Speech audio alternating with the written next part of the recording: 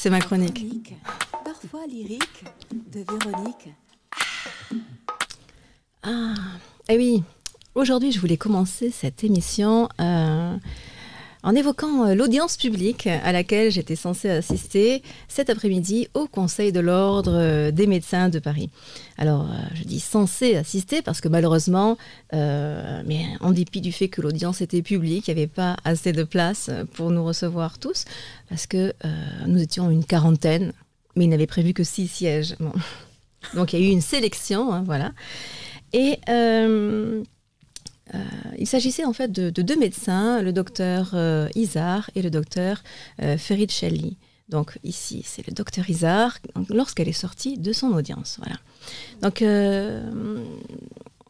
nous avons patienté vraiment, et c'est très très long, hein, à ce procès de médecins professionnels qui, rappelons-le, ne sont pas des juges. Alors, qu'est-ce que c'est que le Conseil de l'Ordre ? C'est une institution ordinale dont la devise est d'être au service des médecins dans l'intérêt des patients. Donc jusque-là, tout va bien. Ils sont là pour apporter un conseil déontologique, juridique, administratif, aider les médecins à s'installer et les soutenir en cas de difficulté. Et donc moi j'avais fait une chronique sur Eugénie contre-attaque, ça s'appelle comme ça, concernant le Conseil national qui avait été, dont une décision, une sanction à l'encontre du docteur Izard avait été retoquée au mois de mai par le Conseil d'État. Et donc là c'est la suite en fait, puisque une fois que la décision est retoquée, en fait on revient devant finalement le Conseil de l'Ordre national qui doit adapter sa décision avec, cette fois-ci en respectant davantage la loi. Hein, voilà, en gros c'est ça. Donc là, qu'est-ce qui se passe ? En fait, ce sont des 2 médecins qui ont été convoqués parce que, qu'est-ce qu'elles ont fait ? Elles ont en fait dénoncé des violences que subissaient des enfants que chacune, respectivement, suivait. Hein, d'accord ? Donc, et parce que oui, en 2022, en fait, ça existe. C'est-à-dire que nous, en tant que citoyens, on a obligation de dénoncer des violences qui sont faites à l'encontre de mineurs ou de gens qui sont vulnérables ou pas en capacité de se défendre. Alors, j'ai même lu en cas de grossesse, et là, ça m'a fait un peu sourire, mais pardon. Bon. Et donc là, ces 2 personnes, ces 2 médecins, chacune, je connais davantage l'affaire du docteur Izard. En fait, elle a dénoncé des violences qui ont après, pour protéger l'enfant. Évidemment, ce n'est pas pour nuire ou au père ou à la mère, c'est toujours dans l'intérêt de l'enfant.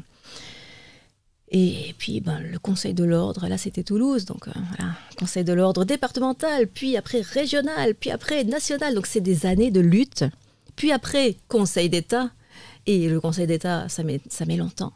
Et ensuite, à nouveau, Conseil de l'Ordre national. Voilà, un parcours de combattants, parce que ce sont 2 femmes, mais il y a aussi des hommes qui ont le même traitement. Voilà. Le sujet, c'est effectivement dénoncer, oui ou non, les violences qui sont faites à l'encontre d'enfants. Et le juge Édouard Durand, dans une interview pour la Civise, avait expliqué qu'il était temps que le Conseil de l'Ordre des médecins cesse de poursuivre les médecins qui dénoncent ou qui signalent les violences. Voilà. Alors, bon, évidemment, je regrette que nous n'ayons pas pu assister. Symboliquement, c'est fort, parce que ça reste dans l'entre-soi, finalement, dans cette vieille institution qui a été créée à moitié du XVIIIe siècle. Voilà, c'est très utile. Parce que, qu'est-ce qui compte, finalement ? Est-ce que c'est de relayer la parole de l'enfant ou est-ce que c'est de la taire ? À qui sert le silence ?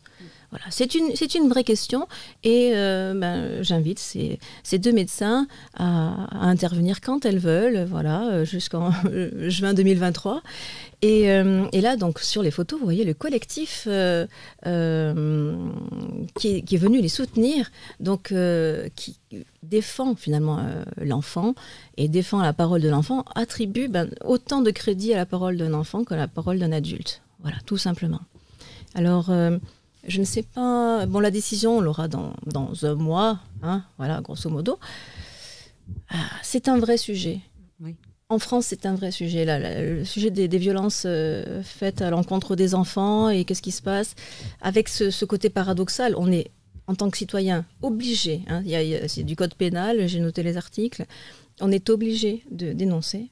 Si on ne le fait pas, on risque des sanctions pénales, de la prison, des amendes.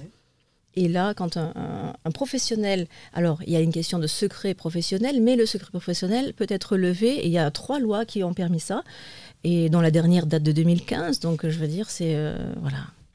Je trouve que c'est une perte de temps, et c'est dommage, parce que ça fatigue tout le monde, voilà, et ça n'aide pas du tout les enfants. Voilà, c'était mon petit clin d'œil à cette journée.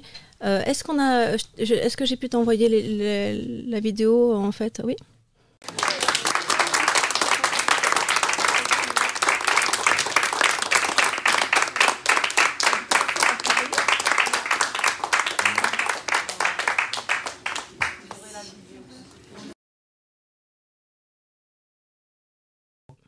Oui, là, à l'arrivée, en fait, voilà, elles sortent de l'audience, et puis ça, voilà, on les applaudit. Alors, il y a beaucoup de personnes qui étaient parties parce que, faut attendre pourquoi et combien d'heures, voilà, parce qu'on a attendu très très longtemps.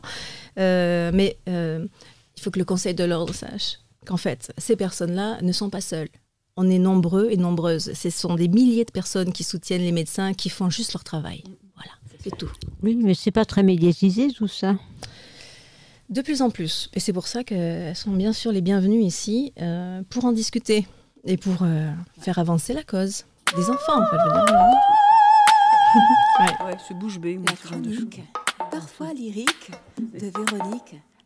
Micro.